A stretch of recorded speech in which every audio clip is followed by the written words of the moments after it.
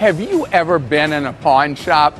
Well, I've been to pawn shops frequently, not to pawn things, but actually to buy things people put on pawn. They didn't redeem them, and then the pawn shop sells them at a good deal. But a lot of people, that's not their thing. They're not likely to go into a pawn shop when they have an immediate or short-term need for money. So what's that led to in the internet era? A lot of online pawn shops, and according to the Chicago Tribune, it tends to attract people who would never be caught dead in a physical pawn shop, people in the middle class who feel comfortable doing this online. But I gotta tell you, whether you pawn something in an actual physical location or you do it online, you need to know the terms and conditions well. What underlying interest rate are you going to actually pay? If you actually don't redeem your item, have you thrown good money after bad? Know the terms, know what's realistic for you before you pawn that jewelry or anything else. I'm Clark Howard. For more ways for you to stretch your dollar, go to hlntv.com/Clark. I honestly can't think of one person I've ran into or heard of that's pawned online. Secret to survival. Local pawn shops say that while some things have to be done in person, new technology is changing the ancient business. 27 First News reporter Amanda Smith takes a look at how this industry is evolving with modern times. Pawn shops often sell gold and jewelry at half off retail price. The goods are a little used, but that really doesn't matter to customers. Everybody wants a good buy, and then every so often somebody might be, well, you know, it really has to be new. Well, you know, no diamond is less than 1 billion years old. Jim Ekman buys and loans on fine jewelry, gold coins, and gems. It's an ancient profession. Probably since the Lydians invented money, probably the next day people were, well, you know, can you hold this until I pay you back? Pawn shops have been around for hundreds, if not thousands of years. The secret to survival? Change with the times. Austin Town Pawn offers jewelry, tools, and other things for sale, like guitars, tablets, even a tuba. Bose stereos, wireless speakers. Robert Carney uses new technology to resell used goods. Texting, payments through your phone, eBay, all that. We've always been a heavy eBay presence, but now we're starting to use Facebook even for our advertising. Online person-to-person sales through Facebook are growing, and Carney says that's having an impact on business. Plus, with mobile payments, people are less likely to see new items to buy. Yeah, we'll probably have to change the way we market our ideas, you know, probably more internet-based. But for people looking for a great deal, the shops are still open. In Austintown, Amanda Smith, WKBN 27 First News. Hi, Dave. This is Social Media Payouts, created by Carlisle, aka Flex. Our sons play football together to provide context of the purpose of this video. I wanted you to see in real time my skills online, and as I told you at the game, I would see how I could be of service getting you selling your pawn store inventory online. B. I wanted to get you started immediately learning how the online business goes, and what you need to start crushing it online. I also want you to hear from several local business owners who took their business online and how much time, stress, and the freedom it opened up for them. Lastly, Dave, I want to share my personal belief that you can completely solve your current challenge, which is to get rid of some of that inventory if not all of it, and also that you can even put your business on the kind of automation that will thrive, no matter the social economic climate like that of a COVID. There's a reason local businesses were forced to shut their doors during the pandemic, and in my humble opinion one of the main targets was local business operators. The way in which business is being conducted has shifted, and I'm here to hip you to this new music, called How to Make Money Online as a Pawn Store Owner. Okay Dave, let's begin with establishing online credibility. This will give buyers and sellers confidence that they're dealing with an actual licensed business owner. First, your GMB, which means Google My Business. Hey guys, my name is William Jones. In today's video we're going to go over Google My Business Benefits. That's right, Google My Business Benefits. Once again, my name is William Jones. We're going over Google My Business Benefits. So for those of you that are business owners that may or may not know, what is a Google My Business listing? So let's say I'm called, I don't know, Havoc in Orlando. You ever done a search for a list, you know, for a term, I have a plumbing issue, emergency plumbing, whatever, and then this pops up. especially on a cell phone. You're using a little cell phone device and it pops up, right? That is what we call a Google My Business listing. And a lot of business owners are like, Bill, why should I even fucking use it? I don't know nothing about the internet.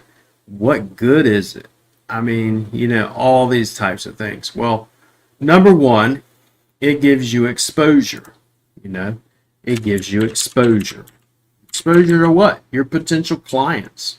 Your potential clients are on this device right here called a cell phone. And what happens is they go on here and I'm looking for an emergency plumber because my fucking pipe just blew up or froze because of winter, right? And we're hauling into winter pretty soon here. Where summer's going to be ending and everything, up north especially. Pipe freezes over. They want to be able to find an emergency plumber. And they look, and then if your business is not listed, you're losing out. You're leaving money on the table, right? So we want to get listed here. All right. Then the next thing is, if I was to click on this listing, are you utilizing the information here? Okay. There's multiple things that we can do with a GMB listing. We put all of our information here. We can engage with our clients. So all of these right here, I can thumbs up and like these reviews, which I tell people all the time. Anytime someone leaves a review, engage, thumbs up, give them an upvote, if you will, of the review. And then make sure to respond to your reviews. And if you at all possible, use their actual name. Like this is Donna. I would want to say, thanks for the great review, Donna. Some information, especially geocentric information in your keywords. Okay, if you're serving a specific area and the keyword of the service. That's one thing. Always have your appointment link up here. Okay, make sure all this information is correct. And then we want to have our photos of the place. We also, right here, you see where he says question is answers. As a business owner, we want to be able to go in here. We can go into one Gmail account and actually ask questions and go into another Gmail account in your back end of Google and answer those questions. So now I'm filling my Google My Business listing with relative information, if you will, about my company and about services and facts and Q&As, okay? So if you take a look at these right here, you can look at them and we upvote them, and you answer them if you're the business owner. I'm not the business owner, so I'm not going to do that. But you go in there, you can upvote them. Let's look here. You always want to also make sure you have up-to-date information about your company. It's going to show, I believe, about the first 250 words in your business description. You can put almost 1,000 in there, but it's going to show the first, if you will, 250. Then the next thing is we always want to update our business information. We can do in Google My Business several different types of posts. We don't just have to do announcement type posts, right? We can do these. I'll show you. And we'll do this. We've done this in another video, but I'll show you real quick a couple of different posts. You go here on the left side posts and you can go, the common one people do is just add update, which is what this is right here. This is just an update, right? It's basically a picture with some information. This is not how I necessarily do my posts, but just wanted to show you real quick. So you do a post and that is just an update or what's new. You can have a COVID update because of the pandemic. Then the other really good ones you want to do is an offer. What is an offer? Maybe it's Taco Tuesday. Maybe there's a special you're running. Maybe there's an offer. And you want to put the start date, the end date, the offer title, and the photos or videos, right? You can add in more details down here, coupon codes, the link to redeem it, okay, which could be on your site. It's a good place to put it, terms and conditions. The next one, we already know about the what's new one, but the next one is an event, right? We can list an event right here. That's another cool one. And another thing we can do is we can do a product. All right, but underneath the event, you choose the event title, start date, end date, more details, where to go to learn about the event, specifically on your website a lot of times, or maybe an event channel. Your product, what's your product picture, product name, what categories it go under, all these different categories, or is it a new category? Price range, you can put up to 1,000 words in here, and then a button to where you want them to send to. It should be mirrored back onto your website, okay? So when we look at a Google My Business listing, all right, the reason why we want to use it is because all of that gives us exposure. And a lot of people be like, well, Bill, I did that and it didn't work for me. This is just, I'm going to do this live random guy. He's got over 20,000 searches in the past 3 months. In the past 3 months, let's just see, his traffic is increasing, his listing maps is increasing. The actions that customer take, which is really, really important, is how many visits to the website, how many driving directions, how many called you, how many messaged you, all that information. Then on back here, if we're using our Google My Business listing, I can see where are they coming from, right? Which is amazing information, right? It tells you most of your traffic is not coming from Prescott, it's coming from Yavapai Hills. Okay, which is who he's targeting. Then if you go to your photos, you want to see how many people are viewing your photos versus your competition. As you can tell here, he's dominating when people are finding him via photos. This is one of the reasons I say photos matter, because you can also take that same information and embed those photos on your blog posts and inside of your press releases. Okay. Once again, my name is William Jones, and in today's video, we went over what are some of the benefits of Google My Business. Number one being exposure, okay? Telling companies about yourself, listing events, listing products, updates, and making it extremely, extremely, extremely easy for businesses or clients, in this case, to find you.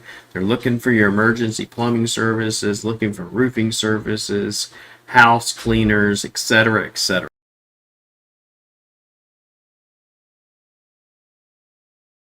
The internet's trying to change the pawn shop business. They're trying to get internet pawn shops where they go out and advertise that they will take anything, and then the customer sends it to them, and they send money through the mail. And I'm not sure I've seen how that's going to work yet, but they've got internet pawn shops already. The way that we have taken this thing on is we use the internet. We use it for Craigslist to advertise items that we have. We use the Craigslist to buy merchandise that we don't have that customers are asking for. We've got eBay, same thing. We advertise on eBay. I think last December I had an abundance of PS3 station play games. I had 27 of them, and I listed them on eBay. I listed them for the price that I was asking for, and I think 26 of the 27 left in 2 days.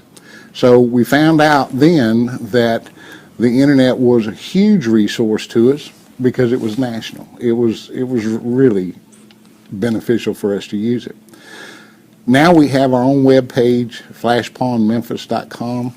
We have a Facebook page. We have followers. We have people that will contact us through that Facebook page and ask us if we have this. Now we have a tracking system in place. If we don't have the merchandise that somebody's looking for, we can track and see who's looking for it, and once we get it, we can call them. If they still need it, they can come in and get it. We do just about everything here in this pawn shop. We have electronics, we have firearms, we have, obviously TVs are in the electronics. We have tools, we have lawn equipment, we buy gold, we sell gold. We do just about everything we can to generate revenue into this shop, because for every day that we don't make X amount of dollars, we might not be here tomorrow. So we've got to do everything we can to generate revenue. And we're finding that the internet is very helpful in doing that. If people are turning their back on it, they're going to lose money. Advertising, you got to take that into consideration. Now, we only really do, social media. We did a little bit of advertising when I first opened up my original shop. Did a little bit of radio and some ads in a paper. Mistake, money thrown away, not worth it. Hardly brought any business in. The main, places that we use, it was Craigslist, advertising heavily on Craigslist that we buy stuff and people were coming in. Facebook, different Facebook groups that buy, sell, and trade. There's a lot of social media these days that you can take it to your advantage and use it, and it works. What does it cost me to run an operation like this? And then we'll talk about some things that you need to look out and you need to be aware when you're looking to open up a buy, sell, trade shop. So let's get into this. So first I want to talk about why did I open up my first shop, buy, sell, and trade.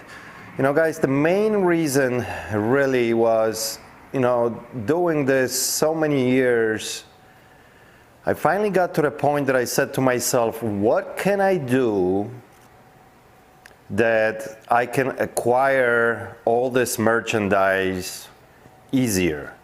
Instead of me going after the merchandise comes to me. Because for many years I've been pounding Craigslist, the flea markets, the garage sales, yard sales, estate sales, flea markets, all that stuff. And finally I said, is there a better way of doing this that actually stuff can come to me? So first, we started advertising on Craigslist that we look for certain stuff, and the phone started ringing, and it made us think, okay, well, people are interested, they want to sell things, they want to bring it to you, they want to meet. Why don't we open a shop that they can just show up and bring the stuff into my location? And that's how it started. So I'm not saying that there's anything wrong going out to yard sales or anything like that, or hitting the flea markets. It's all great. Because there's pros and cons, of opening up a shop. Now, I still very much enjoy going out to garage sales and thrift shops and, the estate sales and flea markets, because I just love it. I just don't do it as often as I used to because there's no need. I mean, technically, if I wanted to, I don't have to hit any of those places throughout the year for me to have enough merchandise. Because I have a shop, enough stuff comes in to my location that I got enough inventory to sell it in a shop and sell it online. All right, now let's talk a little bit about numbers. I'm gonna throw some numbers at you guys that are based strictly on my operation in Crystal Lake, not in this shop yet, which is a big place, 10,000 square feet. If you can imagine, average Walgreens is about 6,000 square feet or so. So 10,000 square feet, it's a pretty big place to fill up with merchandise. Now, obviously the numbers are gonna vary throughout the country, mainly of the cost of leasing and rent. Everything else pretty much is going to stay the same. Your employees, your insurance, your internet, all your utilities, but the rent will vary. For example, if you are located in New York or LA or Chicago like me, or Miami, any of those big metropolitan cities, the rent is most of the time skyrocket. Now, especially when you want to be like in a really hot area in the city. My shop is actually about 45 minutes away from Chicago, which brought the rent down a little bit. Not huge difference between the city, but a little bit better. So let me talk about the numbers. And everything that I'm going to tell you is based on kind of the whole year. So to run my shop, that includes the rent, all the utilities, all the employees, so my payroll, including me, myself, and my partner Adrian, the whole operation just to pay all the bills and stay afloat and pay ourselves is 300 grand a year.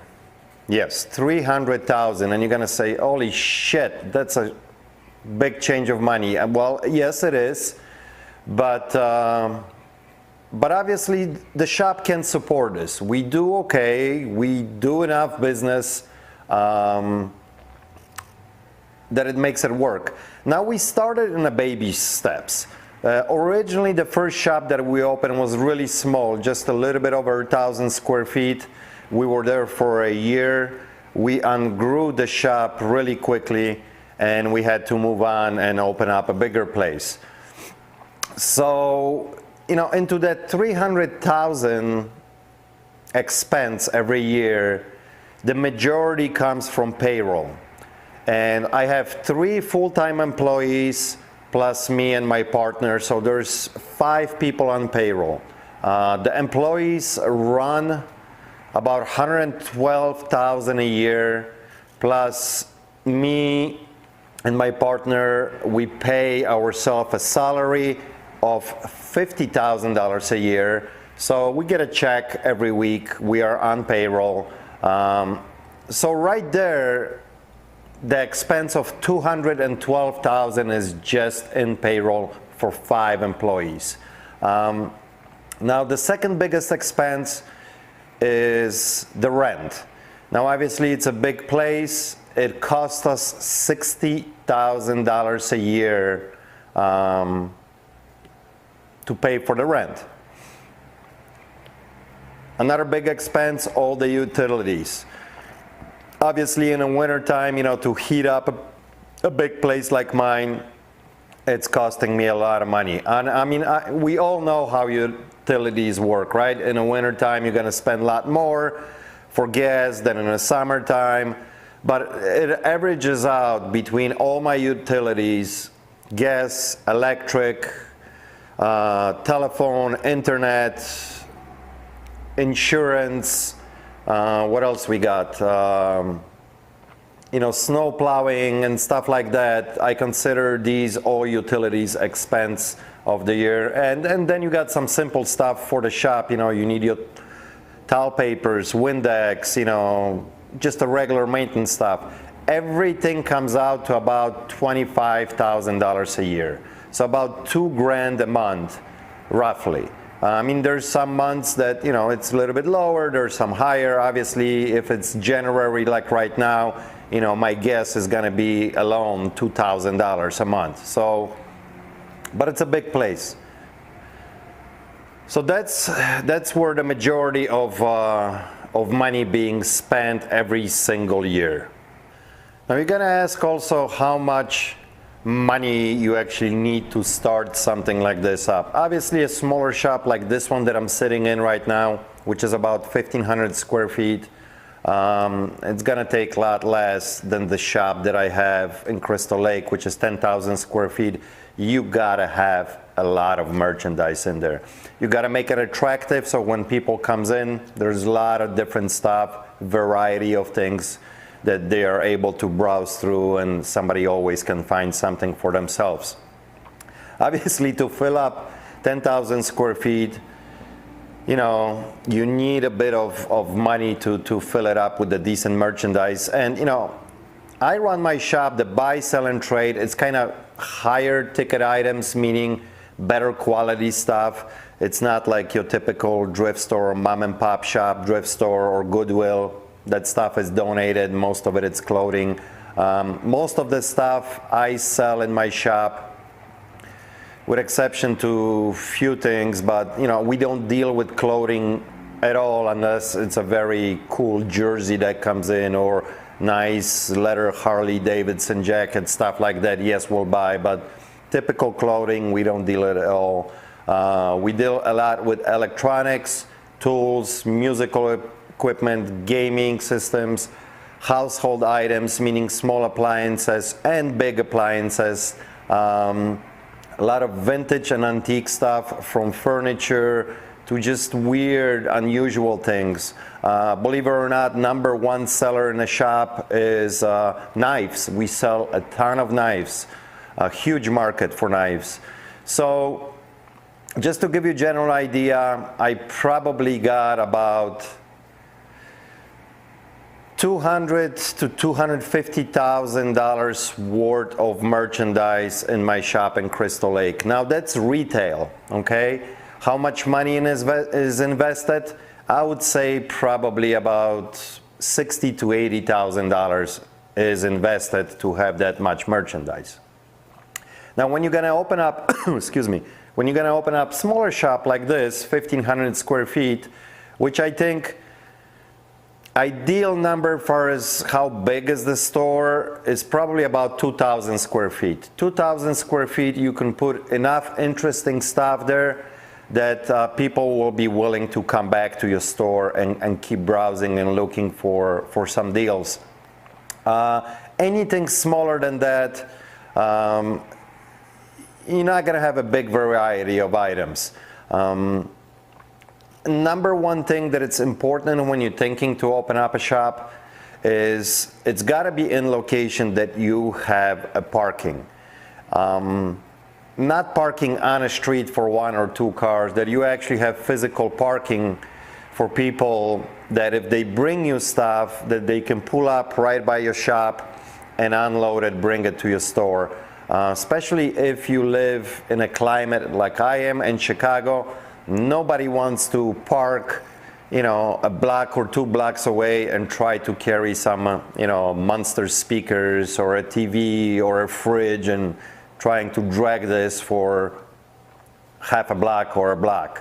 So it's very important that you have some parking at the shop, make it very convenient for your customer. Now, like I mentioned before earlier, your rent is going to vary from location to location depending where you are located in a country. But just to give you an idea, for example, this shop right here, which is 1,500 square feet, it's costing us $2,000 a month. The more I would want it to be deeper in the city, closer to downtown and stuff like that, that rent is going to rise and rise and rise. Like I mentioned before, it was critical and crucial for us to have a spot that we have our own parking, which we do here. Not many. There's like 6 spots plus the street in front of us, but it is crucial. Things that